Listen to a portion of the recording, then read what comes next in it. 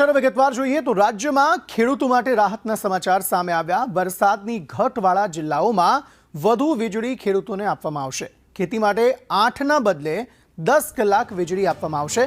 વરસાદની ઘટવાળા જિલ્લામાં ખેડૂતોને 10 કલાક વીજળી આપવામાં આવશે। ઘટવાળા જિલ્લાઓમાં નર્મદાનું પાણી પણ અપાશે। કેબિનેટની બેઠકમાં મુખ્યમંત્રીએ આ મહત્વની સૂચના આપી છે। હિરેન રાવલ વધુ માહિતી આપી રહ્યા છે। જી હિરેન। સ્થિતિમાં કેટલાક જિલ્લાઓમાં હજુ વરસાદની ઘટ છે। જૂનાગઢ જેવા જિલ્લાઓ છે કે જેમાં ખેતી પણ થાય છે, પરંતુ વરસાદની ઘટ હોવાના કારણે ખેડૂતોને ક્યાંક મુશ્કેલી પડી રહી છે। તો આવા જિલ્લાઓની અંદર 8 કલાકના બદલે દિવસ મુખ્યમંત્રીએ સૂચના આપી છે। 15 દિવસ સુધી આ રેગ્યુલર 10 કલાક વીજળી દિવસે ખેડૂતોને આપવામાં આવશે, જેથી કરીને પાકમાં પાણી છે તે આપી શકાય।